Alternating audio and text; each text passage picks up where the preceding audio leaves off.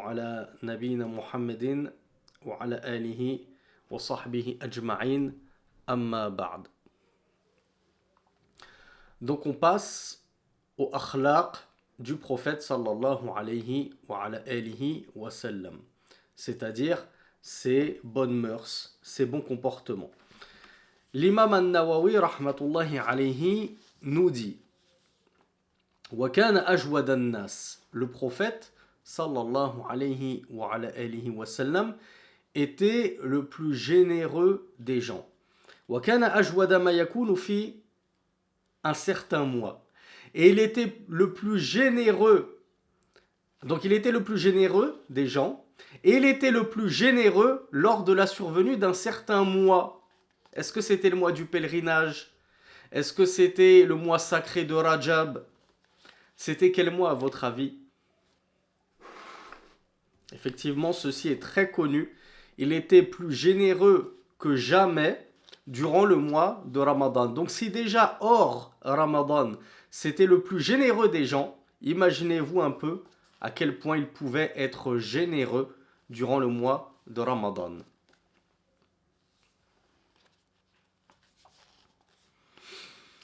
Il nous dit وَكَانَ أَحْسَنَ النَّاسِ خُلُقًا وَخَلْقًا. En gros, on pourrait résumer tout ce cours en une seule phrase, comme l'a fait l'imam an-Nawawi, en même 3-4 mots. Et il était le meilleur des hommes physiquement et comportementalement. Donc c'est-à-dire que aussi bien physiquement, nous l'avions vu dans un cours précédent, c'était le plus beau. Personne ne lui arrivait à la cheville en son temps, ni parmi les compagnons, ni parmi les non-arabes, etc. C'était le plus beau de sa génération. Et il y a même certains savants qui sont allés jusqu'à dire qu'il était plus beau que Youssouf. Et il y a même certains savants qui sont allés jusqu'à dire qu'il était plus beau que Adam. On a vu le khilaf, la divergence sur cette question. Donc déjà en termes de beauté, c'était le meilleur. Et en termes de comportement, c'était également le meilleur de tous les hommes de sa génération. Et même, j'ai envie de dire, toute génération confondue, puisque vous n'êtes pas sans ignorer, vous n'êtes pas sans savoir plutôt, que notre prophète Mohammed sallallahu alayhi wa sallam est le meilleur de tous les prophètes et de tous les envoyés. Et c'est le meilleur du top 5. Et qui connaît le top 5 des Rasul? Qui sont les 5 meilleurs messagers qu'Allah subhanahu wa ta'ala a envoyés à l'humanité? Ce qu'on appelle Ulul Azm, les doués de résolution.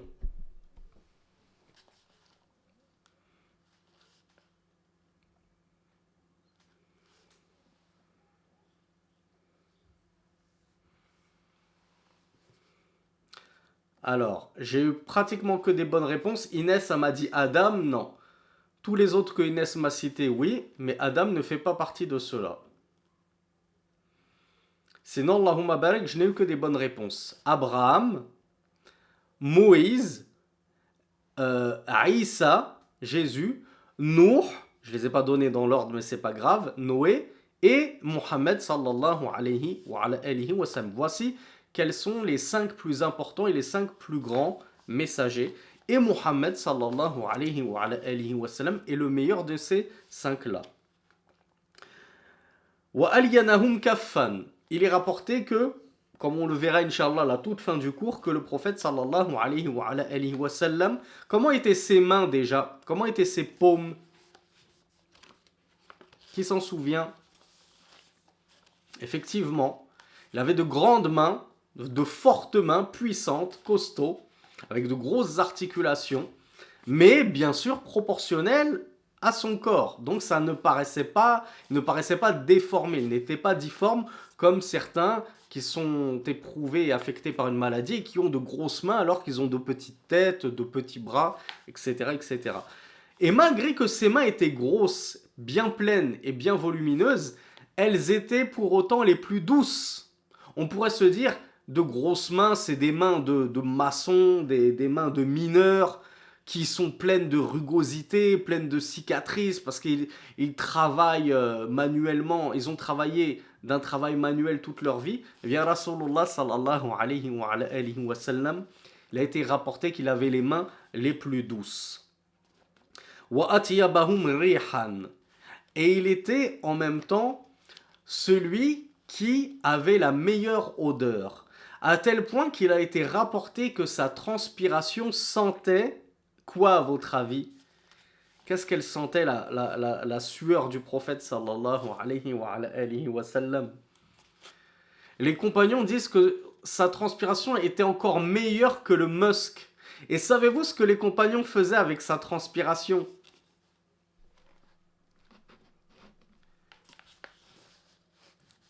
Certains de ses compagnons, bravo Ahmed, ils allaient jusqu'à la récolter, sa sueur, ils la mettaient dans des petites fioles et ils s'en servaient en guise de parfum. C'est incroyable quand même. Donc le prophète sallallahu alayhi wa sallam sentait naturellement très bon. Et pour autant, il affectionnait tout particulièrement le parfum. Qu'est-ce qu'il a dit à ce sujet? Qui connaît ce hadith bien célèbre au sujet de son amour pour le parfum?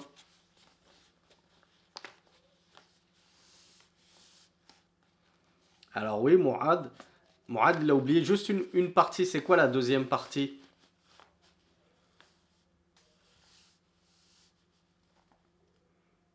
Voilà, bravo. Il a dit, on m'a fait aimer de votre dunya le parfum et les femmes. Alors, on me dit qu'il y a le micro pour les autres. On me dit que certains n'ont pas éteint leur micro. J'avais fait tous les réglages sauf celui-là.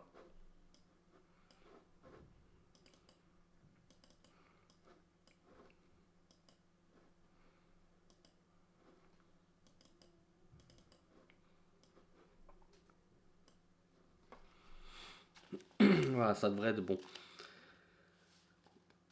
Il était akmaluhum hijjan wa ahsanahum ishratan.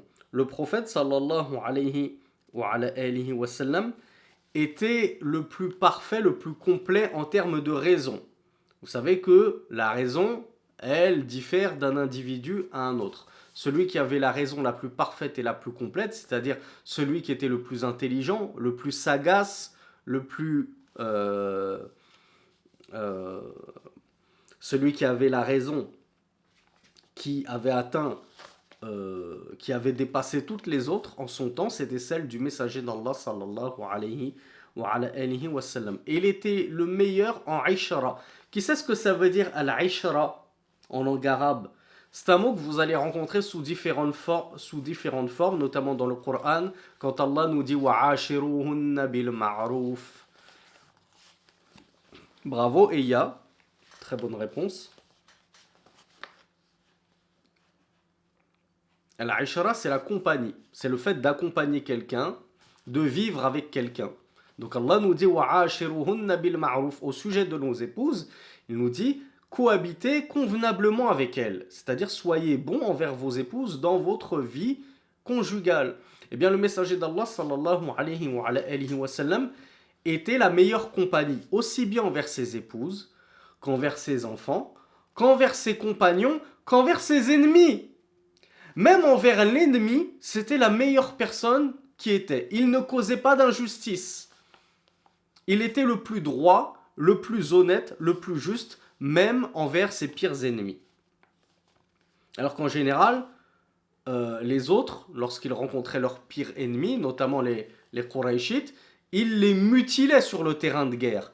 On ne l'avait pas évoqué, mais il a été rapporté que Hamza, l'oncle du prophète sallallahu alayhi wa sallam, a été mutilé. Et c'est pour ça que je vous avais dit, sa mort a profondément bouleversé le prophète sallallahu alayhi wa sallam.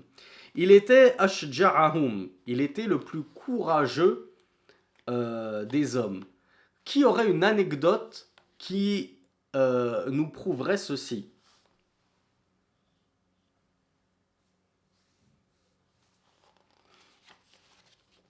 Alors, Ami nous parle de la bataille d'Uhud, mais moi j'attends une anecdote en particulier, ou bien... Alors, Bint Amin nous dit quand Omar voulait le tuer, effectivement. Alors, bravo Mu'ad al-Maghribi qui nous dit une fois il y a eu un grand bruit à Médine, et les gens étaient effrayés. Et quand certains se sont mis à sortir, ils ont vu que Rasulullah sallallahu alayhi wa sallam était déjà sorti c'est-à-dire le premier, pour enquêter, pour voir ce qui se passait, c'était quoi ce bruit. Il n'attendait pas que ce soit ses gardes du corps qui sortent à sa place pour se mouiller à sa place, comme on dit.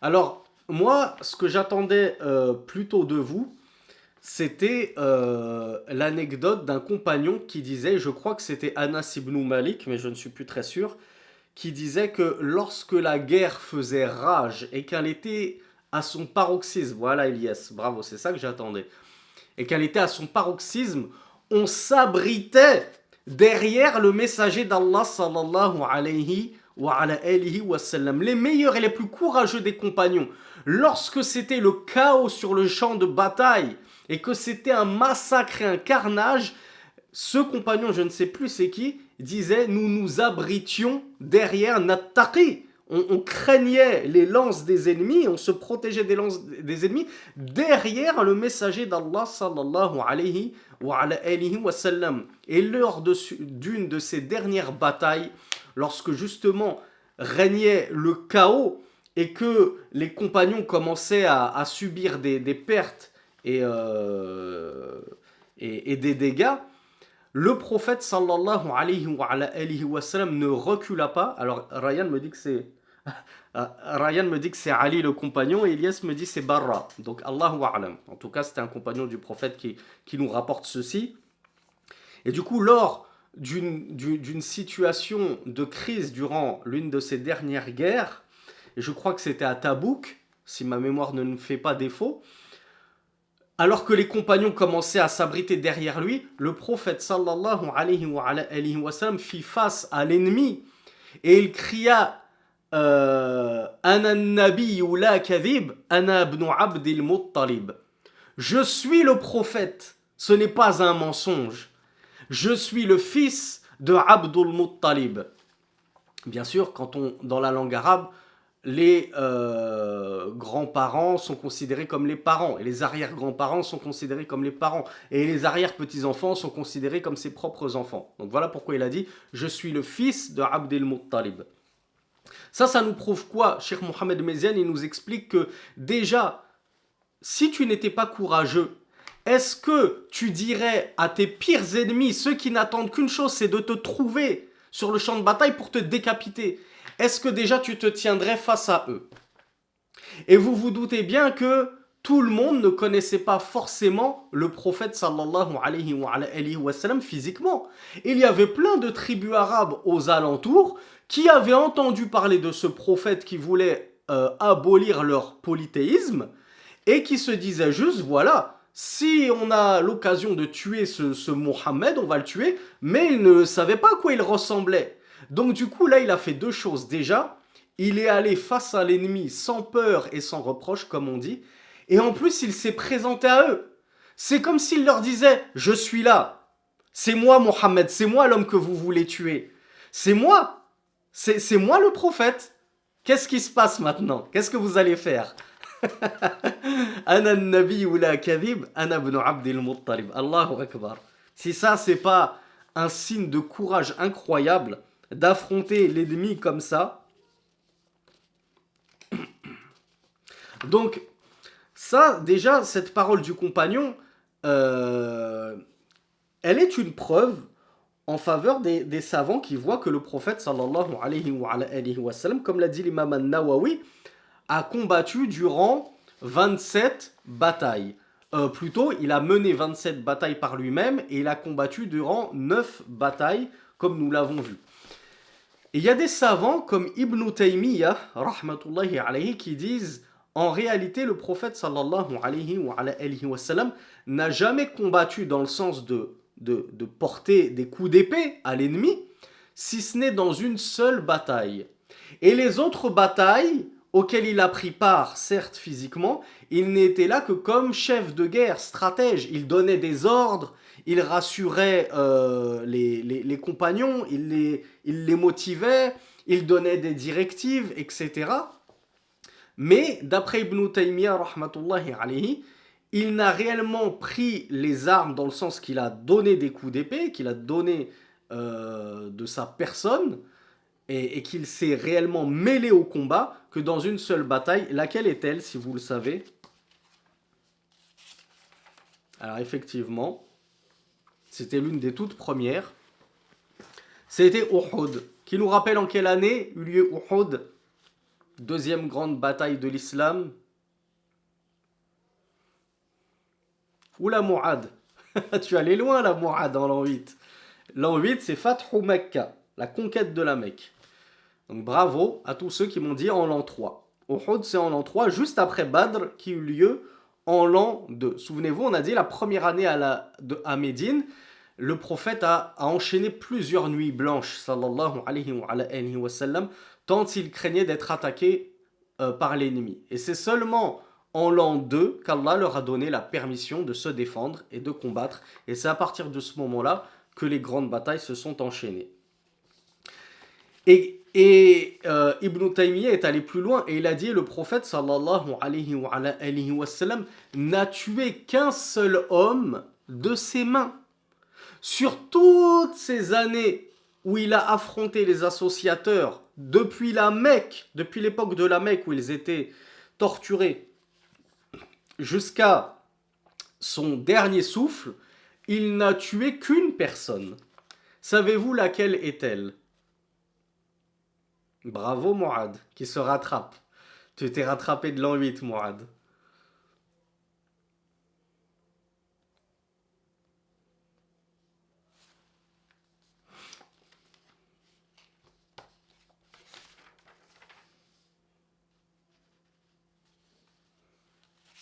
Alors j'ai eu que Mouad qui m'a apporté la bonne réponse. Ubay ibn Khalaf.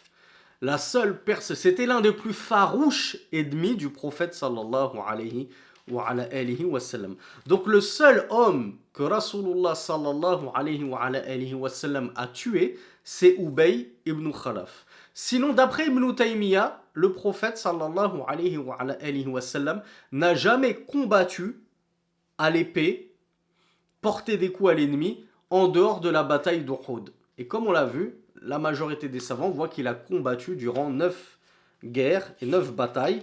Et c'est ce que on comprend du athar de ce compagnon qui disait « Nous nous abritions derrière le prophète sallallahu alayhi wa sallam lorsque la guerre faisait rage. » Le prophète était a'lamuhum billah. Bien entendu, le prophète sallallahu alayhi wa sallam était le plus savant des gens au sujet d'Allah subhanahu wa ta'ala. Wa ashaddahum lillahi khashya. Et c'était celui qui craignait le plus Allah. Et n'est-il pas, mes frères et mes sœurs, que plus on connaît Allah, et plus on craint Allah, et qu'il y a un verset qui nous prouve cela. En français ou en arabe, je vous laisse l'écrire comme vous voulez.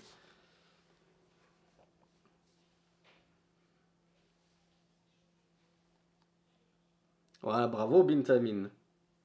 Alors ne me demandez pas la source, je connais pas la source, je connais juste de tête. Innama yakhshallaha min ibadihi al-ulama. Ne craignent Allah d'entre ses serviteurs que les savants. Et d'ailleurs, ça me fait penser que ma propre mère, elle m'a interrogé il y a à peu près 2 ou 3 semaines sur ce verset et elle ne le comprenait pas. Elle ne comprenait pas comment ça se fait que ne craignent Allah que les savants. Ça veut dire que ceux qui ne sont pas savants ne craignent pas Allah. Eh bien, l'interprétation et la réponse à cette question, c'est que ne craignent véritablement Allah, de la crainte qui lui est due, que les savants. Nous, à notre échelle, et je vais parler pour moi, pour ne pas vous inclure là-dedans, pour ne pas vous offenser, donc je vais parler de ma propre personne dominée par ses penchants et ses passions. Si moi je craignais réellement Allah subhanahu wa ta'ala, je ne tomberais pas aussi souvent dans des péchés. Je ne ferais pas des péchés majeurs et des péchés mineurs. Et je serais l'un des meilleurs hommes sur terre si je craignais véritablement Allah subhanahu wa ta'ala. Et je serais un savant, et je serais un pieux, et je serais un ascète, etc., etc. Donc en fait, plus tu vas connaître Allah subhanahu wa ta'ala, plus tu vas connaître tes devoirs envers lui, ses droits envers toi, plus tu vas connaître son immensité, plus tu vas avoir, comme on dit, nusba aynaika, comment on le traduira en français? C'est comme si c'était devant toi, là, que Allah subhanahu wa ta'ala te voit à chaque instant, t'entend à chaque instant, sait exactement ce que tu fais, il sait même ce que ton cœur pense et murmure, ce qu'il aimerait faire de désobéissance, Allah le sait déjà. Donc, il y a même un hadith, comme me le dit Mu'ad par exemple, le fameux hadith numéro 2 qu'on a étudié dans la playlist Al-Arba'in al-Nawawiyya, la définition de Al-Ihsan, l'excellence, c'est « An ta'budallah ka'annaka tarah, fa'in lam takun tarahu fa'innahu yarak » L'excellence dans la religion, être un excellent croyant, c'est d'adorer Allah comme si tu le voyais. Comme s'il était devant toi et que tu le voyais. Donc, impossible, si Allah se présente devant moi, que je fasse le moindre faux pas. Déjà, quand c'est ton patron qui est là devant toi en train de surveiller ce que tu fais, tu es en train de trembler. Quand c'est ton professeur qui te regarde comme ça, droit dans les yeux pendant un examen, tu ne songerais même pas à copier sur la feuille du voisin. Tu trembles de partout, tu sues. Que dire si c'est ton Seigneur qui se présente devant toi et qui regarde tes actes, qui regarde tes œuvres, qui regarde ce que tu es en train de faire. Impossible de lui désobéir et de faillir à ce moment-là. Eh bien, c'est comme ça qu'on atteint l'excellence dans la religion. Il faut qu'on essaye de s'imaginer qu'on voit Allah subhanahu wa ta'ala. Mais bien entendu, on ne pourra jamais voir Allah dans ce bas monde. Mais on le verra, inshallah, fil akhira, si on fait partie des croyants morts sur la foi. Mais comme on ne peut pas le voir sur ce bas monde, dans ce bas monde, qu'est-ce qu'il nous a dit le prophète? Eh bien, si tu ne peux pas le voir, lui, sache que lui, il te voit. Donc, le savant, celui qui sait que Allah le voit à chaque instant, l'entend à chaque instant, etc., bien forcément, il va faire partie des personnes les plus pieuses, celles qui le craignent le plus, parce qu'il saura que tout ce qu'il fait comme acte, même le plus caché de ses actes, au point que sa main gauche ne sait pas ce que sa main droite est en train de faire, ou plutôt le contraire, que sa main droite ne sait pas ce que sa vilaine main gauche est en train de faire comme bêtise, eh bien, il sait que Allah, lui, il sait ce qu'il est en train de faire. Même s'il est dans la nuit, qu'il s'est enfermé à triple tour dans sa chambre, etc., etc. Donc c'est pour ça que ne craignent Allah que les savants, c'est-à-dire plus tu auras de la science et plus tu craindras véritablement Allah subhanahu wa ta'ala comme il est digne d'être craint. Quant à, j'allais dire, notre crainte à nous, j'ai dit que par respect pour vous, je ne vais pas vous inclure, mais quant à la médiocre crainte de gens comme moi, qui craignent Allah la moitié de la journée et l'autre moitié de la journée, il tombe dans des péchés, il dit de mauvaises paroles, il fait de mauvaises choses, il a un mauvais comportement avec les gens, etc., etc. Ça, ce n'est pas craindre Allah comme il mérite d'être craint. C'est une crainte imparfaite.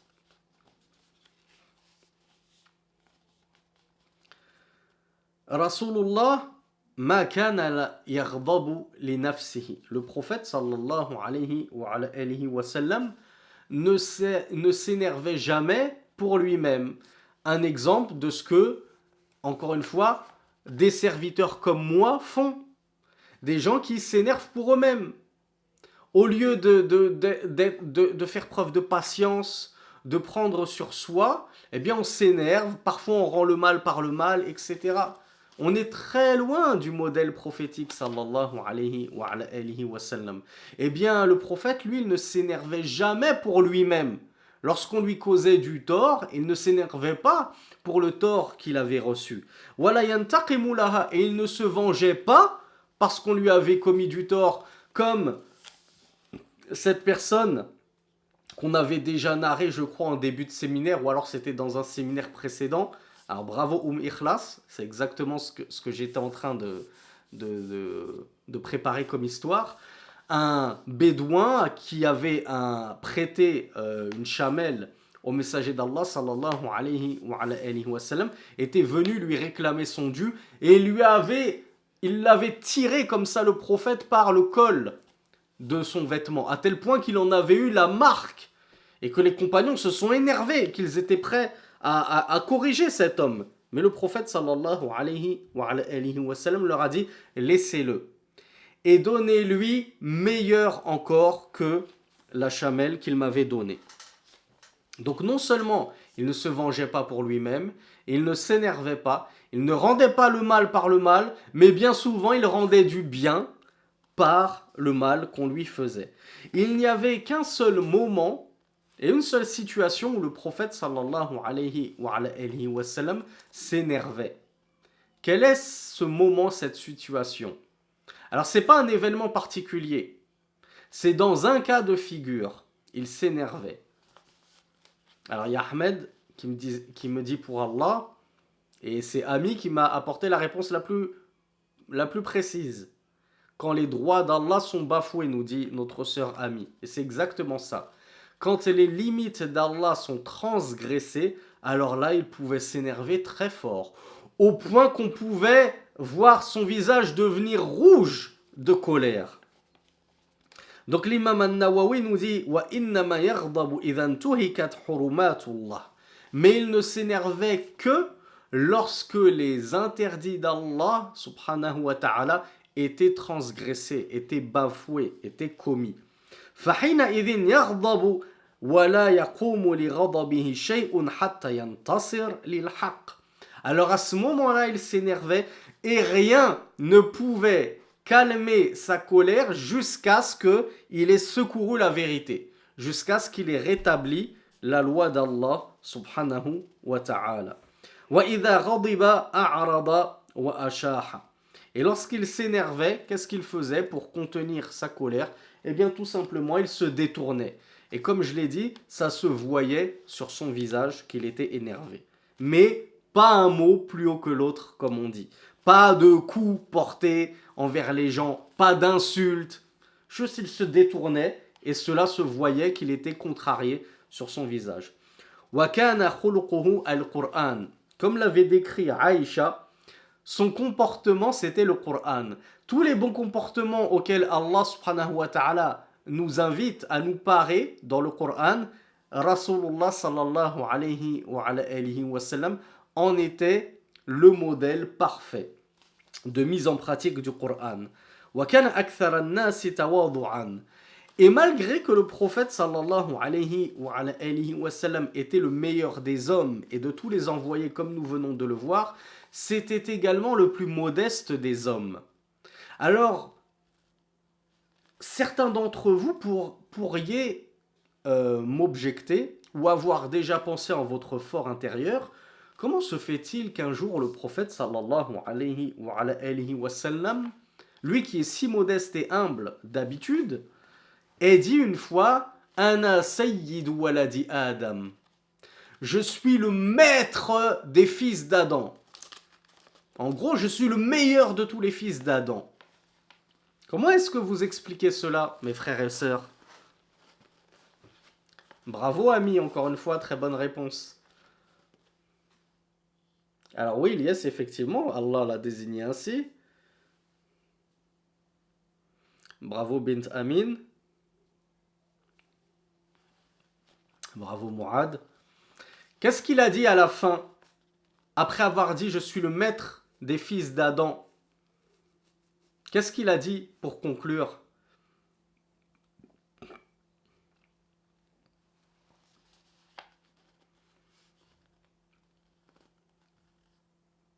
Je crois qu'il y avait Mouad qui me l'avait dit.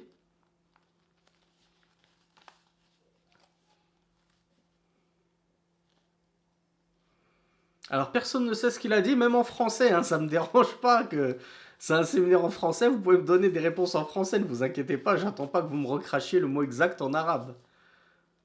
Il a rajouté 3 petits mots. Wala fakhr. Et je ne le dis pas par fierté, par gloriole, par orgueil. Je suis le maître des fils d'Adam et je ne le dis pas par fierté. Je ne vous annonce pas ça pour me sentir supérieur à vous. Mais alors pourquoi il nous a annoncé ça? Est-ce que il y a un nouveau prophète qui viendra après le prophète sallallahu alayhi wa sallam? Notre prophète à nous, Mohammed, il nous a annoncé que Moussa, lorsque les gens seront foudroyés, Yawm al-Qiyamah, et que, on sera foudroyés, on va tous aller, les derniers habitants sur Terre seront foudroyés, on va tous mourir, puis on va tous sortir de nos tombeaux et être ressuscités au son du corps. Et Rasulullah sallallahu alayhi wa sallam nous dit, et je verrai Moussa en train de tenir, comment on appelle ça, le trône d'Allah, comment on appelle ça, en train de tenir le trône d'Allah subhanahu wa ta'ala. Et il dira, je ne sais pas si il a été le premier ressuscité, ou bien si c'est parce que, souvenez-vous, lorsque Allah s'était manifesté à la montagne, lorsque Moïse avait voulu voir Allah et qu'il lui a dit montre-toi, Allah lui a dit je vais me manifester à la montagne et si elle tient en place tu me verras. Et quand Allah il s'est manifesté à la montagne, elle a explosé et Moussa est tombé évanoui. Alors qu'il n'avait même pas vu Allah subhanahu wa ta'ala. Donc Rasulullah nous a dit je ne sais pas si c'était cette première sa'qa, ce premier choc, électrochoc, où il est tombé dans le coma, où il s'est évanoui, qui lui a suffi pour l'électrochoc de Yawm al-Qiyamah. Et du coup, c'est le premier à s'être réveillé, à s'être relevé, à être sorti. Et d'autres prophètes nous avaient dit, c'était le premier à être habillé, Yawm al-Qiyamah. De qui s'agit-il ?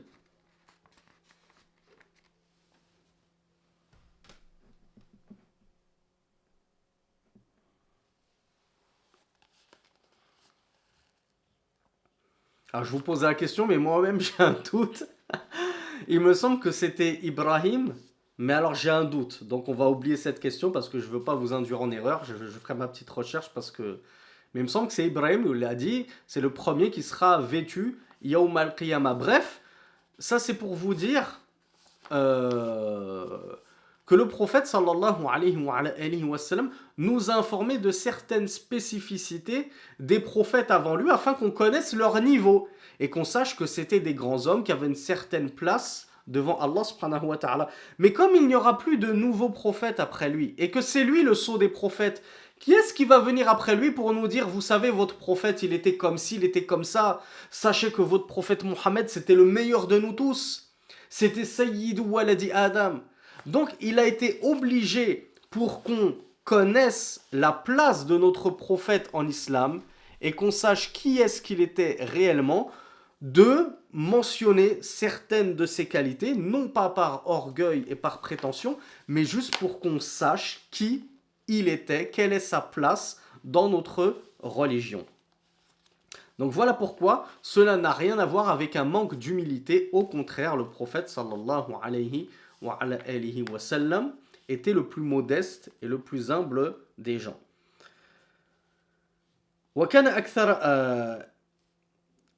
Il était le plus modeste et l'imam al-Nawawi nous dit juste après yaqdi hajata ahlihi. Il était au service de sa famille. Donc il n'était pas un gros macho misogyne qui ne voulait pas se rabaisser à être doux envers ses épouses, les cajoler, jouer avec ses épouses, aider ses épouses dans les tâches, certains travaux à la maison. Il était au service de sa famille, comme le décrivait Aïcha, il était au service de sa famille. Il rapiéçait ses vêtements, il recousait ses sandales, et lorsque retentissait la prière, c'est comme s'il ne connaissait plus personne. Il filait tout droit à la mosquée pour répondre à l'appel de la prière. Voilà le modèle parfait. Il est chez lui, il s'occupe de sa famille, s'occupe de ses affaires. Dès que c'est l'heure de la prière, assalamu alaikum. C'est plus l'heure de rigoler, c'est plus l'heure de papoter, c'est plus l'heure de travailler, c'est plus l'heure de coudre, etc. As-salat, as-salat. La prière, la prière. Une fois que la prière elle est passée, demandez-moi ce que vous voulez. Vous voulez que je vous aide à ci, vous voulez que je vous aide à ça, je vous aide. Mais lorsque c'est la prière passe avant tout. وَيَخْفِضُ جَنَاحَهُ لِلضُّعَفَاءِ. C'était quelqu'un qui était aussi très humble envers les pauvres. Il était humble envers les orphelins, les besogneux, les veuves. En fait, comme le dira l'imam an-Nawawi plus tard, auprès de lui, nul n'était différent d'un autre. Le riche était logé à la même enseigne que le pauvre. Le noble était logé à la même enseigne que le... C'est quoi le contraire du noble? Que la personne de basse échelle sociale. Le noir était logé à la même échelle que le blanc. Il n'y avait pas de différence si ce n'est bittaqwa. Alors là, oui, par la crainte d'Allah, subhanahu wa ta'ala, il se mettait à aimer des personnes plus que d'autres, comme il a aimé Abu Bakr plus que les autres. وَمَا سُئِلَ شَيْئًا قَطْ فَقَالَ لَهُ. Encore une chose qu'on a du mal à mettre en pratique pour imiter notre prophète sallallahu alayhi wa sallam. Jamais on ne lui a demandé quelque chose, c'est-à-dire qu'il possédait, sans qu'il qu'il ait eu dit non. Donc jamais on lui a demandé quelque chose, puis il ait dit non. Sauf une chose qu'il ne possédait pas. Et alors il disait, je ne l'ai pas, mais lorsque il me viendra et que j'aurai cette chose-là, reviens me voir et je te donnerai de cette chose-là. وَكَانَ أَحْلَمَ النَّاسِ. Et c'était le plus tendre des gens. وَكَانَ أَشَدَّ حَيَاءً مِنَ الْعَذْرَاءِ فِي خِدْرِهَا. Et il est rapporté qu'il était encore plus pudique que la jeune fille qu'on plaçait dans le gynécée. Vous savez ce que c'est qu'un gynécée? C'était une pièce réservée aux jeunes filles de la maison. Lorsque les filles avaient atteint al-boulour, la puberté, donc du coup elles étaient devenues des femmes désirables, elles commençaient à avoir des formes, elles étaient au paroxysme de leur jeunesse, eh bien on les enfermait dans des pièces, enfin enfermés, vous voyez ce que je veux dire, on les laissait dans des pièces, de sorte qu'elles ne se mélangent pas aux invités, aux copains du papa qui vient visiter le papa, etc. Donc c'était la pièce réservée à ces filles-là, personne ne les voyait, elles ne voyaient personne. Et ces filles-là, du coup, à force d'être, entre guillemets, cloîtrées chez elles et un petit peu coupées des hommes, eh bien elles développaient forcément une pudeur, j'allais dire exacerbée, mais tout est bon dans la pudeur, sauf lorsqu'il s'agit sauf lorsque c'est une pudeur qui nous prive de questionner dans la religion. Mais sinon, la pudeur est bonne. Et donc ces filles-là développaient une grande pudeur. Et donc elles étaient gênées, à tel point que le prophète sallallahu alayhi wa sallam, comment est-ce qu'il a décrit l'agrément de la fille vierge qu'on vient demander en mariage et qui est toute gênée de dire à son père, ah ouais, il me plaît lui, il est trop beau, ah, je veux trop l'épouser lui. Qu'est-ce qu'elle dit la fille? Alors Qayyim me dit le sourire, c'est même pas ça, même pas. Cette fille-là, elle est trop pudique pour sourire. Elle va se dire, si je souris, mon père il va voir que je suis à fond dans cet homme-là. Donc Rasulullah sallallahu alayhi wa sallam, il a dit ridaha sukutuha. Son agrément à cette fille, qu'elle agrée de se marier à cet homme-là, c'est de se taire. C'est-à-dire que si elle ne veut pas que son père le marie à cet homme-là, qu'elle dise à son père non. Bien sûr en privé. Elle va pas le dire devant cet homme-là, papa ne me marie pas à lui, j'en veux pas. Mais discrètement, elle dit à son père, il ne me convient pas. Mais si elle ne dit rien, on en comprend qu'elle agrée. On lui dit, tu veux l'épouser, elle est gênée, même devant son propre père. Elle est gênée, elle est pudique, elle n'ose pas dire oui, j'aimerais bien devenir sa femme, etc. Toute sa vie, elle a vécu à l'écart des hommes. Eh bien, le simple fait qu'elle se taise, c'est un signe de son agrément. Sachez-le, mes sœurs. N'allez pas ensuite dire à vos pères, ouais, pourquoi tu m'as marié à tel cousin? Moi, j'ai pas dit oui, mais fallait dire non. Fallait dire non si tu voulais pas qu'il te marie à ton cousin. Donc, Rasulullah sallallahu alayhi wa sallam, il est rapporté qu'il était encore plus pudique que ces jeunes filles qu'on enfermait dans le gynécée. Et qui ne voyaient quasiment jamais les hommes. Comme l'a souligné le Cheikh Mohamed Meziane lors de ce passage. Il dit, et ne m'en voulez pas les sœurs, hein, je ne fais que répéter les paroles de Cheikh Mohamed Meziane, là, c'est même plus moi qui le dis. Il nous dit, contrairement aux femmes de nos jours, qui elles, non seulement elles ont vu tous les hommes de la planète, entre guillemets, via les réseaux sociaux, elles savent comment ils sont, comment est leur torse, comment est leur biceps, elles regardent tout ce qu'elles veulent, elles les like, elles les favent, elles ont des posters dans leur chambre même, et pire encore, ce sont elles qui carrément s'exhibent maintenant à tous les hommes sur les réseaux sociaux. Avant, on ne les voyait jamais. Elles étaient cloîtrées dans leur pièce, le gynécée, qui était leur pièce réservée dans la maison. Maintenant, les sœurs, elles s'exhibent dehors, elles s'exhibent dans les salons de thé, elles s'exhibent dans les salles de sport, elles s'exhibent sur les réseaux sociaux. Tout le monde les voit et elles voient tout le monde.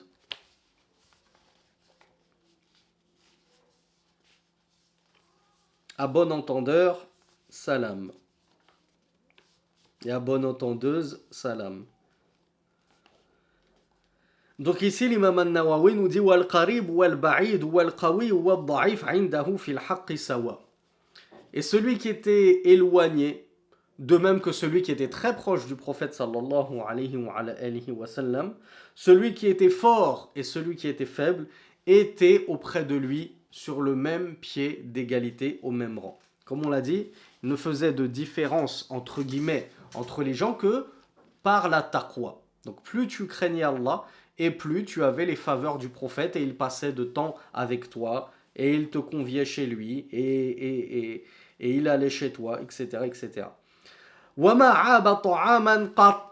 Encore une chose sur laquelle nous sommes loin du prophète sallallahu alayhi wa sallam, tout particulièrement nous les hommes.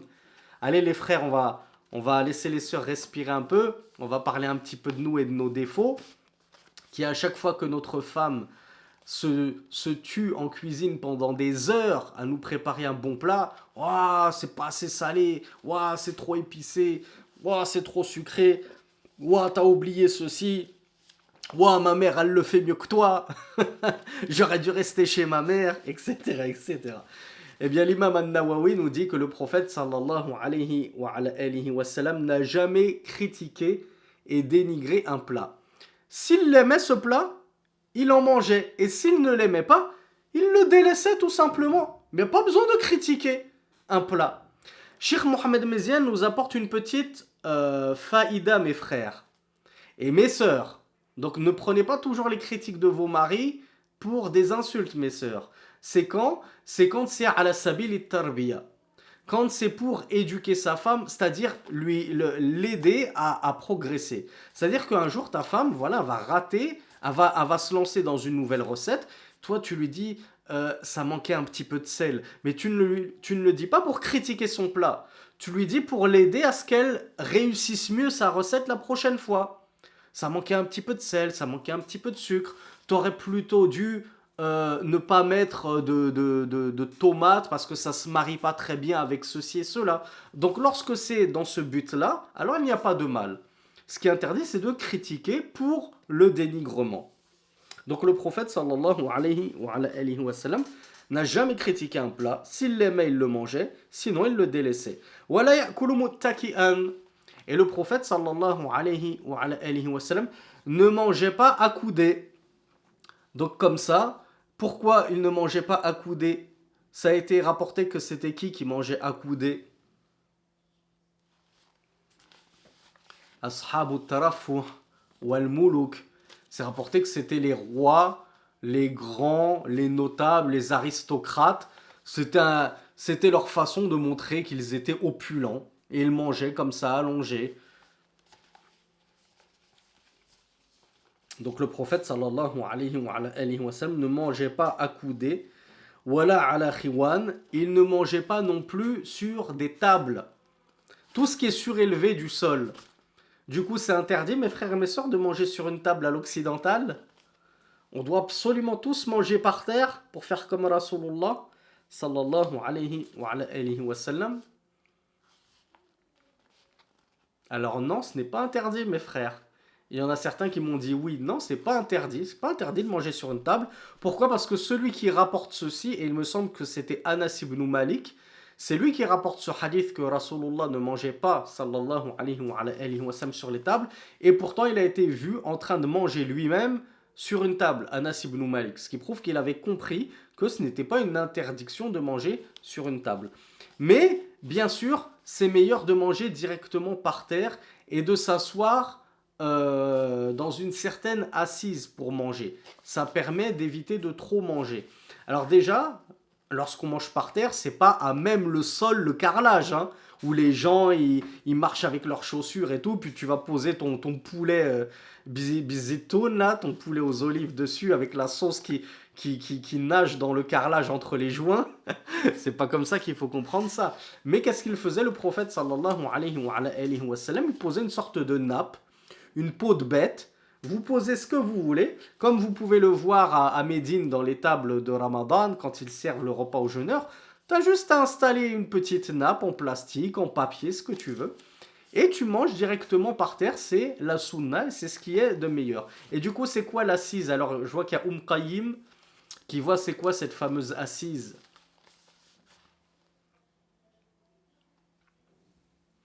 Alors, c'est ni en tailleur, c'est ni les jambes croisées, c'est de rabattre l'une de ses jambes, et donc la cuisse, vers ton ventre. Et tu t'appuies comme ça, sur cette cuisse rabattue. Et l'autre jambe, tu peux la plier comme ça, tu t'assois dessus, comme tu veux. Le mourim, c'est que tu rabattes une jambe vers toi, et cette jambe et cette cuisse, en l'occurrence, ça va un petit peu appuyer sur ton ventre, ça va comprimer ton ventre. Et ça te permettra de ne pas manger à satiété et manger à ta faim. Donc mes frères, mes sœurs qui voulaient perdre du poids, ben, le premier pas, c'est déjà de commencer à vous asseoir sunna lors de vos repas. Et vous verrez, Inch'Allah, que vous mangerez moins et vous atteindrez plus vite la satiété. Le prophète sallallahu alayhi wa sallam mangeait ce qui lui était facile de manger. C'est-à-dire que makana yatakallaf. Il ne se compliquait pas la vie à essayer de chercher des mets raffinés ou de chercher ce qui ne se vendait pas au souk. Ce qui était commun autour de lui à Médine, à la Mecque, il mangeait de ce qu'il y avait autour de lui. Pas comme nous, ah, moi je veux absolument manger dans un restaurant thaïlandais, moi je veux manger dans un restaurant laotien. Non, thaïlandais c'est has-been. On a trop goûté la nourriture thaïlandaise. Moi je veux la nourriture laotienne. Il y en a un dans Paris 16e. C'est pas grave, on va faire 1 heure de métro juste pour aller là-bas. On va faire 2 heures de route pour aller chercher tel fruit, tel légume exotique qui est vendu à Rungis dans un grand marché couvert spécial. Rasulullah sallallahu alayhi wa sallam était très simple et il mangeait simplement. Loin de nos goûts de luxe à nous, à vouloir tout goûter, tout essayer, subhanallah, à croire que cette vie sur terre c'est le paradis. C'est dans cette vie qu'on doit jouir de tout, tout essayer, tout goûter, vivre sa meilleure vie, etc.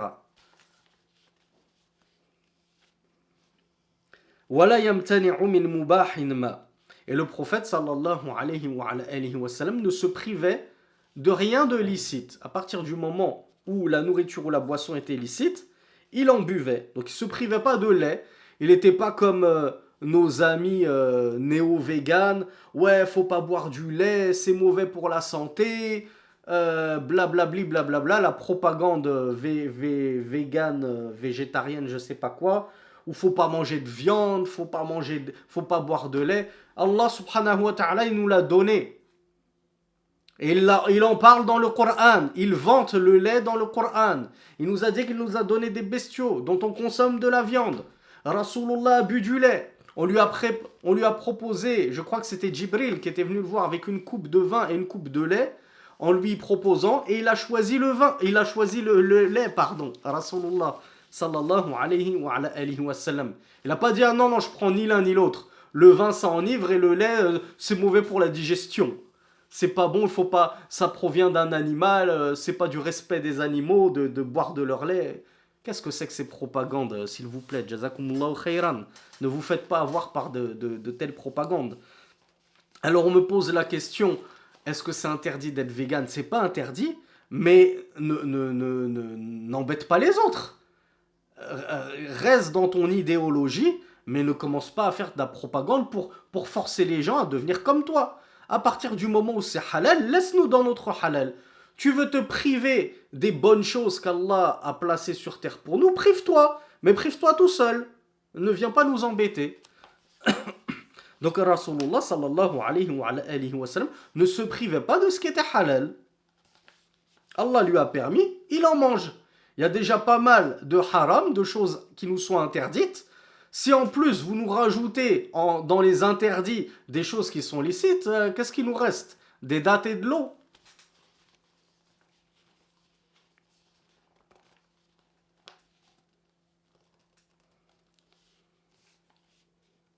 وَكَانَ يُحِبُّ الْحَلْوَى وَالْعَسَلِ. Et le prophète sallallahu alayhi wa sallam aimait tout ce qui était sucré et il aimait le miel. Vous savez que le miel est un excellent condiment loué dans le Coran, qui a des vertus médicinales, qui guérit les plaies. N'hésitez pas à fréquemment consommer du miel. وَيُعْجِبُهُ الدُّبَّاءُ وَهُوَ الْيَقْطِينُ. Alors, il y avait un légume qu'il appréciait tout particulièrement. Savez-vous lequel est-il?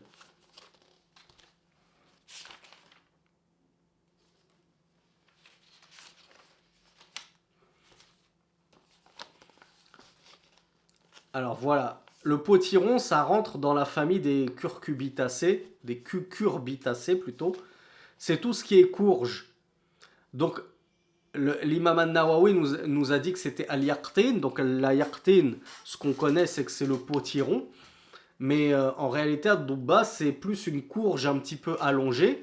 Et c'est tout ce qui est courge cucurbitacée, quoi. Et il affectionnait tout particulièrement ce légume. Et on vous a dit, je crois que c'était Anas ibn Malik, qui avait dit qu'il avait vu Rasulullah sallallahu alayhi wa sallam chercher justement la courge dans le plat. Et donc, du coup, il s'est mis à aimer ce légume par amour du messager d'Allah sallallahu alayhi wa sallam. وَقَالَ نِعْمَ الْإِدَامُ الْخَلْ. Et le prophète sallallahu alayhi wa sallam a dit dans un hadith rapporté par Muslim numéro 2051, quel bon condiment qu'est le vinaigre. Le vinaigre, c'est un excellent condiment que tu prends avec du pain, comme ça. Et il avait dit وَفَضْلُ عَيْشَةَ عَلَى النِّسَاءِ كَفَضْلِ الثَّرِيدِ عَلَى سَائِرِ الطَّعَامِ. Et il avait dit le mérite de Aïcha sur les autres femmes est tel le mérite du tharid sur les autres nourritures.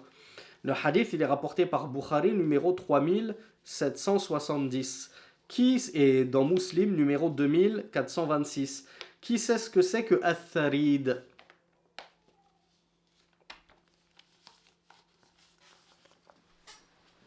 Alors, est-ce qu'on a des Algériens et plus particulièrement des Algériennes parmi nous? Alors, Anissa nous dit c'est un plat avec du pain, effectivement. Et qui va me donner la meilleure explication de ce que c'est que le tharid? Alors, pour nos frères et sœurs algériens présents, vous savez ce que c'est que Sheikh Choucha? J'ai du mal à le prononcer parce que moi, j'ai toujours dit Tchekchouka.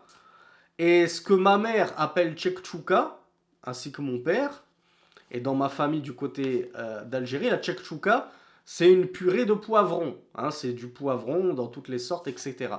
Mais là, c'est surtout à Sheikh Choucha. Et à Sheikh Choucha, c'est un plat typiquement algérien. Et vous le googliserez si vous voulez.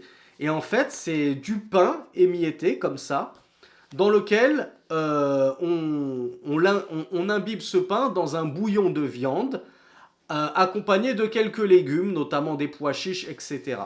Ben, du coup, c'était un petit peu ça le tharid. C'était du pain comme ça, émietté dans un bouillon de viande, agrémenté éventuellement de légumes. Et ce qui s'en rapproche le plus, comme nous le dit le Cheikh Mohamed Meziane, qui est algérois, il nous a dit c'est ce qu'on a nous en Algérie qu'on appelle la Sheikh Choucha.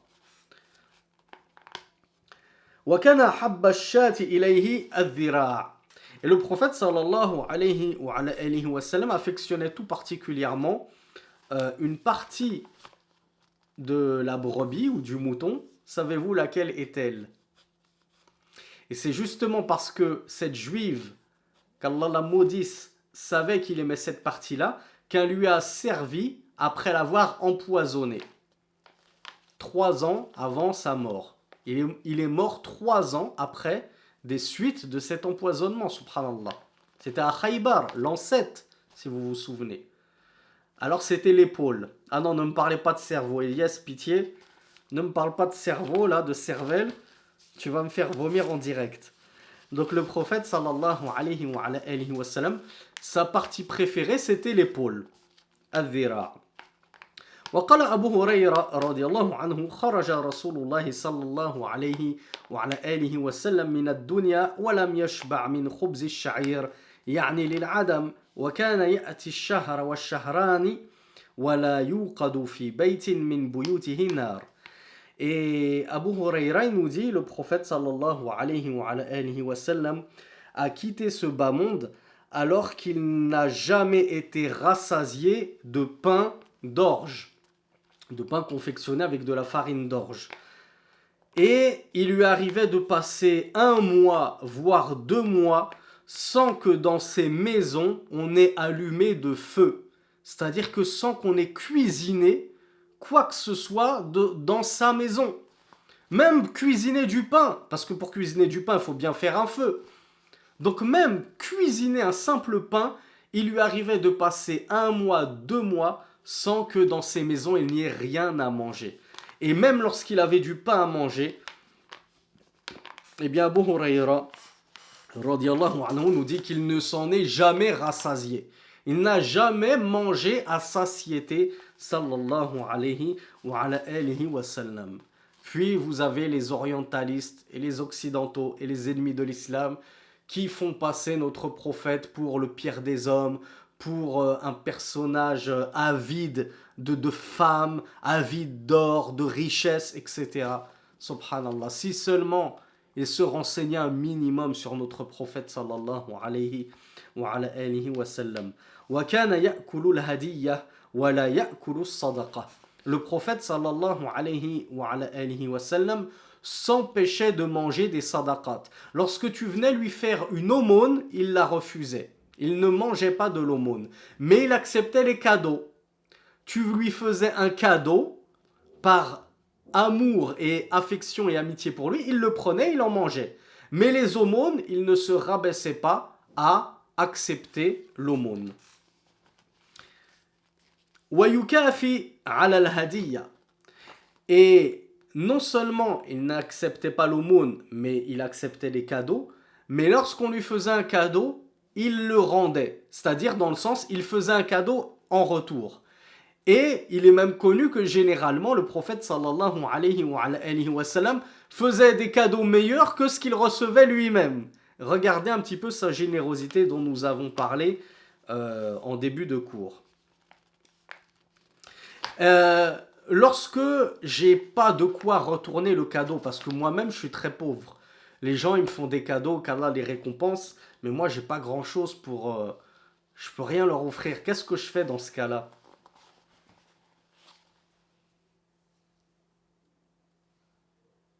Bravo. Il y en a qui me disent on fait dua, on invoque pour eux. C'est quoi la dua précisément qu'il nous a dit de faire le prophète sallallahu alayhi wa sallam? On dit à cette personne Jazak Allahu khayran, tout simplement. 3 mots. Jazak Allah khayran. Et le prophète a dit celui qui dit ça, faqad ablagha.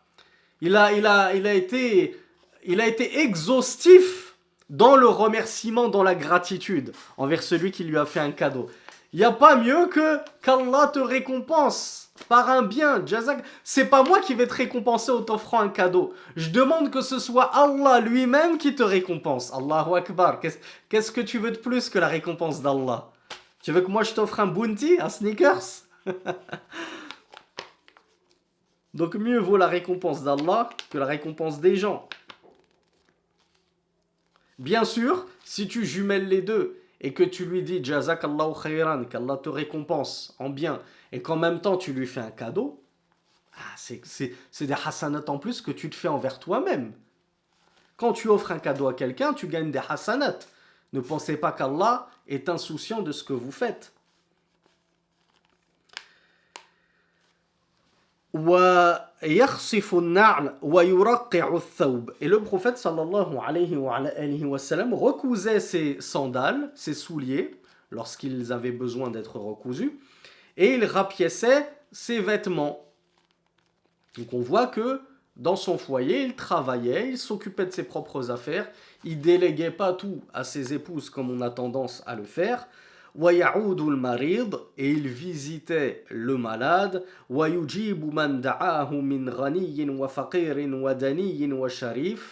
Et il répondait favorablement à l'invitation de celui qui l'invitait, peu importe qu'il soit riche ou pauvre, peu importe qu'il soit bas dans l'échelle sociale ou noble dans l'échelle sociale. Et il ne dépréciait et ne méprisait personne. Bien sûr, on nous pose souvent la question, est-ce que j'ai le droit du coup de répondre, est-ce que je dois répondre à l'invitation à un mariage où il va y avoir de la mixité, où toutes mes cousines vont se mettre en mini-jupe et elles vont danser comme ça devant les hommes qui en plus vont leur applaudir au visage avec un filet de bave qui coule, et puis il y aura de la musique, et puis il y aura ci, et puis il y aura ça. Bien sûr que lorsque l'invitation contient du munkar, des choses répréhensibles, non seulement tu n'es pas obligé d'assister à une telle cérémonie, mais il t'est même interdit d'assister à une telle cérémonie. Donc si tu veux vraiment ne pas vexer la personne, tu fais ce qu'on appelle acte de présence, tu te rends sur les lieux, et puis dès que le répréhensible commence à se manifester et commence à apparaître, eh bien tu te tiens à l'écart de tout ça pour montrer ta réprobation. Au moins tu auras fait acte de présence. وكان يقعد تارة القرفص وتارة متربعا واتكأ في أوقات وفي كثير من الأوقات أو في أكثرها محتبيا بيديه. Et le prophète sallallahu alayhi wa sallam, il s'asseyait parfois en station de qurfusa. Al-qurfusa, c'est comme al-ihtiba, c'est la même chose. Qu'est-ce que c'est que cette fameuse assise ihtiba ou qurfusa?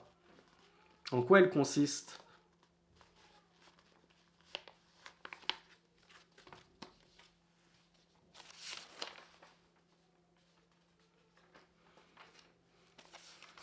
Alors ceux qui ont lu Riyad Salihin sont déjà tombés sur un hadith qui mentionne l'interdiction de faire ceci durant la khutbah, Yawm al-Jumu'ah. Hadith que la plupart des savants ont affaibli. L'imam al-Albani l'a jugé correct, Hassan, mais la plupart des savants l'ont affaibli et ont dit qu'il n'y avait aucun souci à s'asseoir ainsi, même durant la khutbah, Yawm al-Jumu'ah. C'est le fait de rabattre tes jambes sur ton ventre. Vous savez, comme on a dit, quand tu manges, tu rabats une jambe, tu rabats la cuisse. Là, tu rabats les deux cuisses contre ta poitrine et tu les enroules avec tes bras.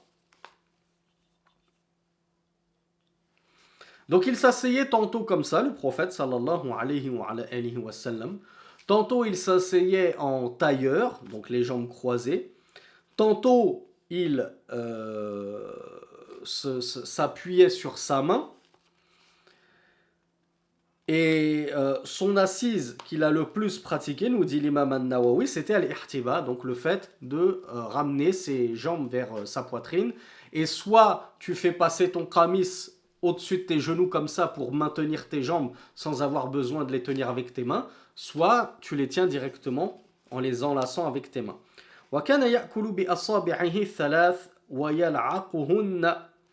Et le prophète sallallahu alayhi wa sallam, il mangeait avec sa main. Il ne mangeait pas avec des fourchettes et des cuillères. Comment il mangeait avec sa main?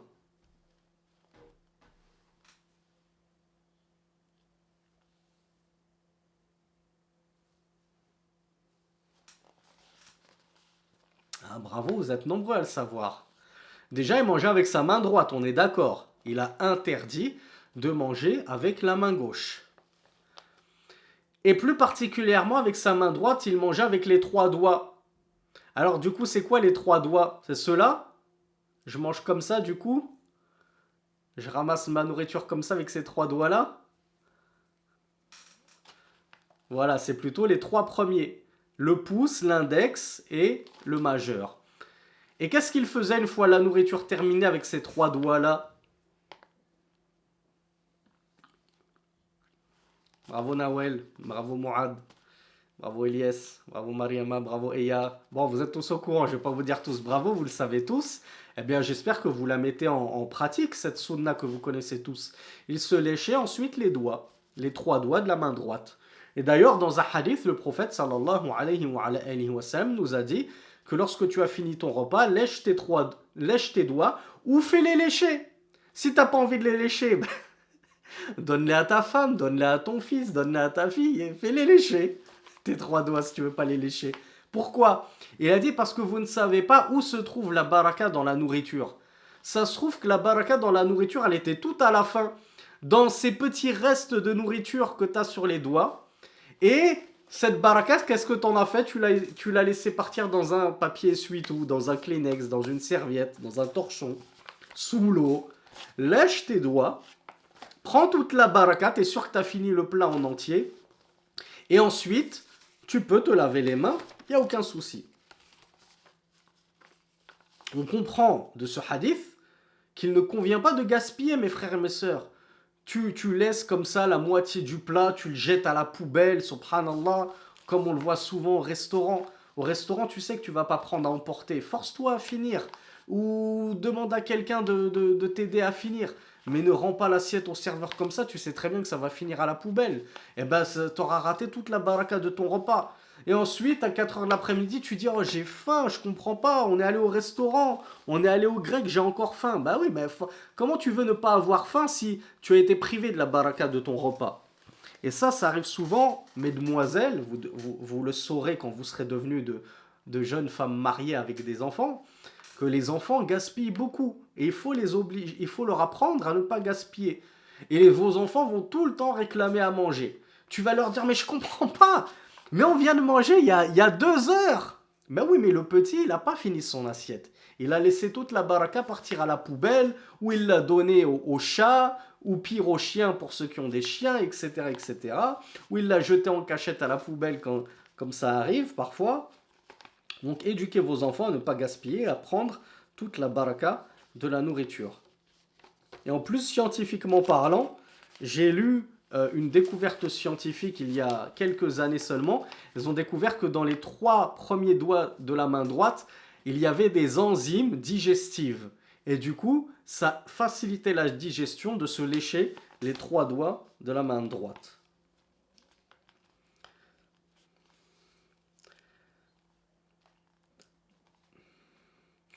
وكان يتنفس في الشراب بالإناء ثلاثا خارج الإناء. Et comment est-ce qu'il buvait le prophète sallallahu alayhi wa sallam? Bravo Mariama, bravo Ami, bravo Eska. Le prophète sallallahu alayhi... Alors oui, bravo Soufiane, c'est vrai qu'il buvait assis et il a recommandé de boire assis. Il y a une divergence, est-ce qu'on a le droit de boire debout? Ou est-ce que c'est makruh détestable? Il y a des savants qui voient que c'est détestable.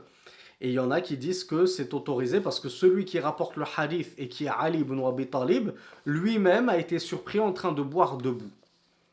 Donc on voit que, selon certains savants, an-nahy, l'interdiction ici, elle est ala sabil il-irshad et non pas ala sabil il-karaha.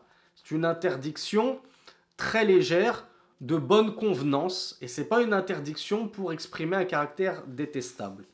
Ça, c'est pour la divergence à ce sujet. Et plus particulièrement, il buvait à 3 reprises. Donc il prenait une première gorgée, puis il ôtait la gourde ou le verre pour respirer. Il reprenait sa respiration, et il s'y reprenait une deuxième reprise, il retirait, il respirait. Donc il respirait 3 fois à l'extérieur du récipient, et donc il s'y reprenait à 3 fois. Et non pas comme nous qui descendons 1 litre de coca d'une seule traite comme ça.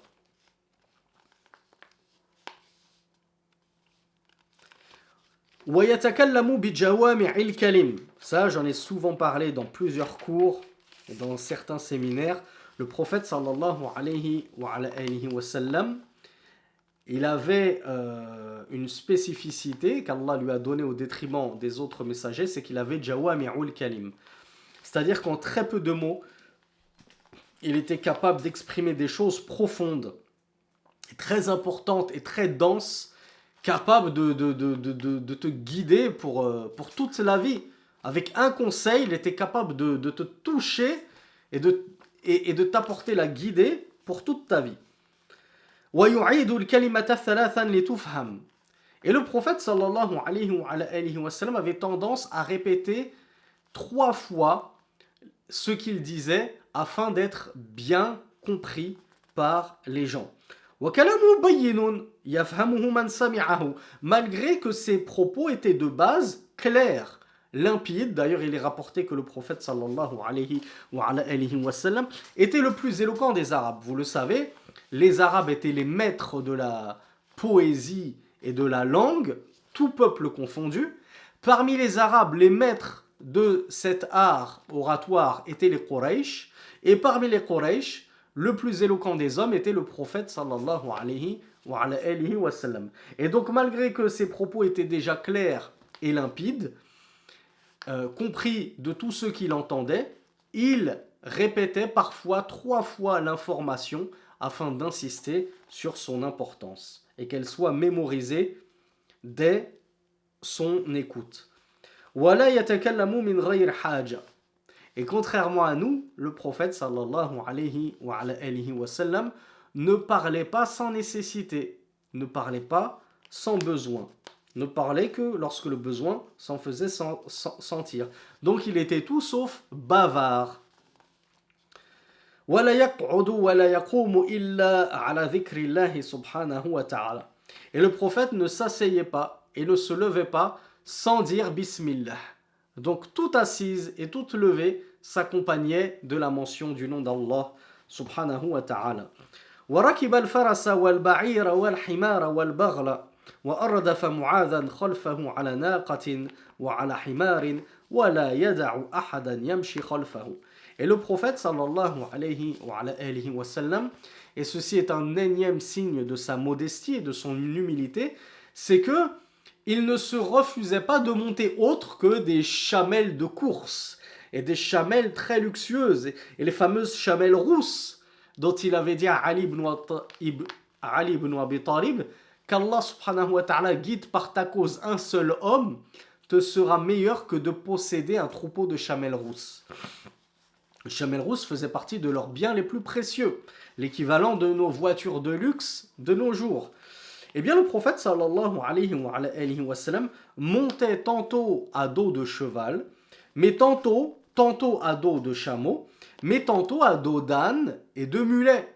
Et il ne s'enorgueillissait pas de monter sur un âne en disant aux gens « Moi, je suis le prophète, je ne monte que la crème des crèmes.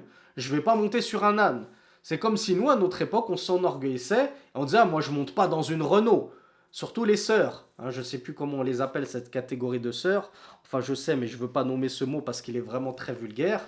Et ce genre de sœur qui dit « Moi, je n'épouse pas un homme s'il n'a pas une Mercedes, s'il ne roule pas en Audi, etc. etc. » Subhanallah. Donc, grand signe d'humilité du prophète sallallahu alayhi wa sallam. Et parmi ces signes d'humilité, c'est qu'il ne refusait pas non plus de prendre en monture certaines personnes avec lui. Alors que nous, c'est celui qui s'enorgueillit, c'est personne ne monte derrière moi. Tu marches à pied à côté de moi. Non, lui, il faisait monter les gens à dos de monture derrière lui. Il l'avait déjà fait, aussi bien sur sa chamelle que sur son âne. Et il ne laissait personne marcher derrière lui. Pourquoi est-ce qu'il ne laissait personne marcher derrière lui? Il est rapporté que kana yaqudu ashabahu.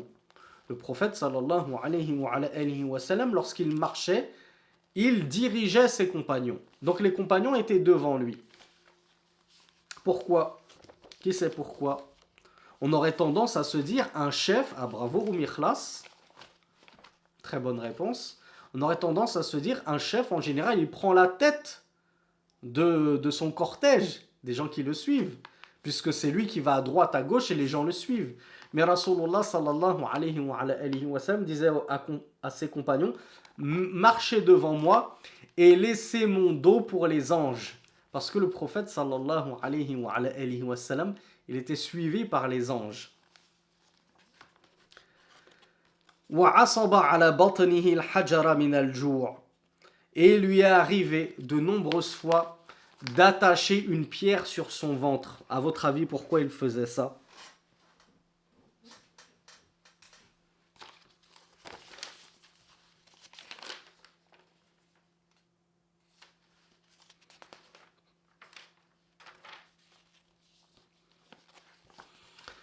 Effectivement, c'était la même technique que lorsque on mange et qu'on rabat comme ça une jambe sur soi, contre son ventre, pour un petit peu aplatir le ventre et le compresser.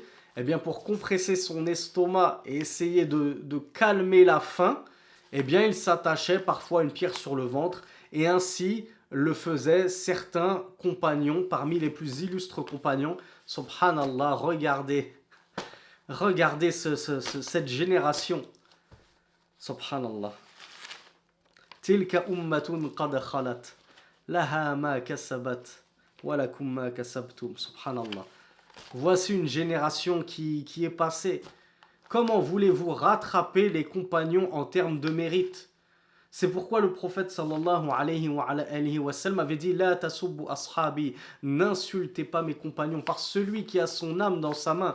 Law anfaqa ahadukum mithla uhudin dhahaban ma sawa mudda ahadihim.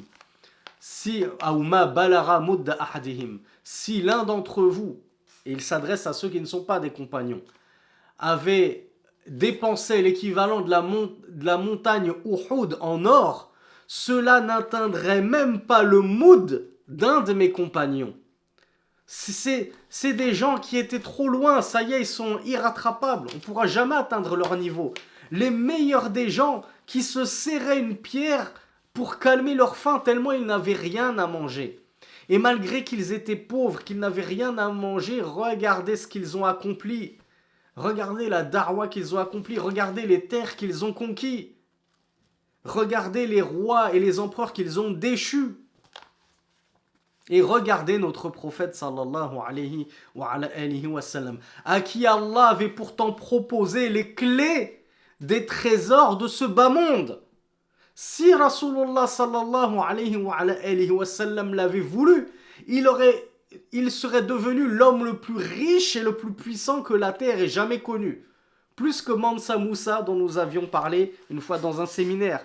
Et à tel point qu'un jour, pendant sa prière, un shaitan, un démon, est venu avec un tison de feu pour essayer de brûler le prophète sallallahu alayhi wa sallam. Et alors le prophète parvint à le saisir. Puis il le relâcha. Et ses compagnons lui ont dit, nous t'avons vu faire un mouvement de la main comme ça en prière. Qu'est-ce qui s'est passé? Donc il leur a raconté l'histoire. Et il a dit, je me suis souvenu de la dua, de l'invocation de mon frère Sulaiman, qui a dit, Allah, donne-moi un royaume tel que nul autre n'en possédera après moi. Et donc il a relâché le djinn pour laisser le royaume, l'immensité de la richesse des royaumes à Sulaiman qui lui possédait les djinns. Et il leur ordonnait de plonger pour aller chercher des trésors sous la mer, etc., etc., etc. Le prophète, s'il l'avait voulu, s'il l'avait désiré, Allah lui avait proposé les clés des trésors de ce monde. Mais c'est lui qui a refusé par modestie et humilité. Et il a préféré vivre parmi les pauvres plutôt que parmi les riches. Parce qu'il savait que les premiers à entrer au paradis, ce seront les pauvres. Ce ne seront pas les riches. Dans cette vie d'ici-bas, ils ont souffert. Ils ont galéré. Ils étaient en retrait. Ils ont été privés de beaucoup de choses. Yawm al-Qiyamah, Allah les fera passer avant tout le monde. Et ils entreront au paradis avant tout le monde. Et ils jouiront du paradis avant tout le monde, en premier. Eh bien, Rasulullah sallallahu alayhi wa sallam, le meilleur des messagers, qui de bataille en bataille ne faisait que gagner du butin de guerre et collectionner des esclaves et des armes et de la nourriture et des bêtes, etc., n'avait de cesse, comme on l'a vu, de libérer ses esclaves, de donner en sadaqat. À chaque fois qu'on lui demandait quelque chose, il ne disait pas non. S'il l'avait, il le donnait. À tel point qu'un jour, il sortit dans une belle tunique. Et un homme vint le voir et lui dit, comme j'aime ta tunique, donne-la-moi au messager d'Allah. Il dit d'accord. Il partit se changer et il donna immédiatement cette tunique à cette personne qui lui avait demandé. Subhanallah. Et sous ses vêtements, il avait une pierre où il essayait de comprimer la faim, tellement il passait des mois sans pouvoir allumer un four chez lui, tant il n'y avait rien à manger. Sallallahu alayhi wa ala alihi wa sallam. وَكَانَ يَبِيتُ هُوَ وَأَهْلُهُ اللَّيَالِي طَاوِينَ. Il passait de nombreuses nuits, lui et sa famille, affamés. وَفِرَاشُهُ مِنْ أَدَمٍ حَشْوُهُ مِنْ لِيفٍ. Et son lit, contrairement au nôtre, c'était pas un héma avec des ressorts en mousse, triple épaisseur, mémoire de forme, etc. Son lit, c'était une simple peau de bête, remplie, fourrée, si l'on peut dire ainsi, de lif. Vous savez ce que c'est que le lif? En arabe, c'est un mot arabe. Vous savez, peut-être que certains d'entre vous, notamment mes amis maghrébins, vous voyez ce que c'est que ces genres de fibres jaunes séchées qu'on utilise pour se frotter le dos, notamment au hammam. Vous savez, parfois on en fait des gants aussi. Ben, c'est ça un petit peu le lif. Ce genre de fibres, hein, c'est des fibres c'est des plantes séchées qui forment cette fibre. Alors je ne sais pas comment on l'appelle en français, il y en a qui me parlent de kiss. Moi je ne connais pas ce mot-là. Quoi qu'il en soit, son lit, c'était juste une peau de bête fourrée de fibres. Imaginez un petit peu la rugosité et le manque de confort de son matelas. Ça s'appelle même pas un matelas. Il a été rapporté qu'il se réveillait, il avait les traces les traces de fibres de son oreiller, de son coussin, qui lui marquait le visage. Il a vécu très très loin du confort.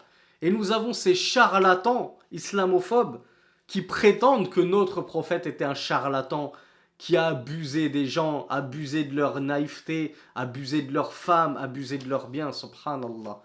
Il a vécu dans la pauvreté la plus totale, alors que il avait tout et qu'il pouvait avoir encore plus. Mais tout ce qu'il avait, il le redistribuait immédiatement.